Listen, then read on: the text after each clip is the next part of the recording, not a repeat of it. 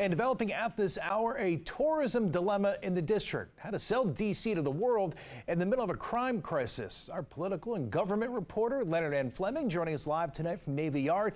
And Leonard, the district plans to dump $14 million into luring more visitors here, but rising crime is a deterrent, and that's certainly something they have to overcome.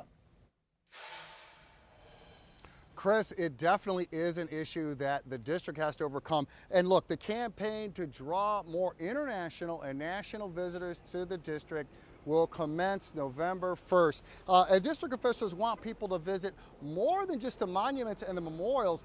They want people to come to places like Navy Yard, where we're standing here right now with all these teeming buildings, as well as this new hotel, the Thompson, behind me. But as you mentioned, the district has a serious crime problem.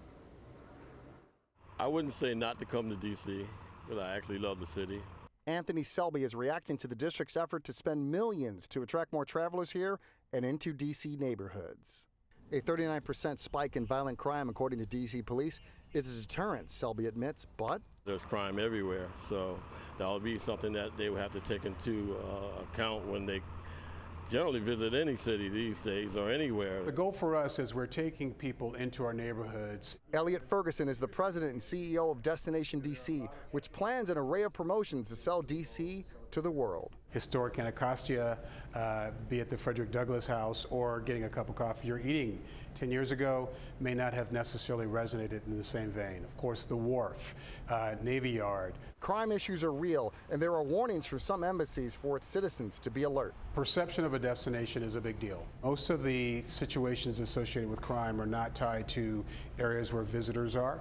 Desmond Sims is brand new to D.C. He always wanted to live here, and he welcomes foreign and national visitors. I love the restaurants, I love the city, I love the nightlife. I still think that the city is worth visiting, even though there might be some minor crime in certain areas. Brenna Leamer lives in Navy Yard.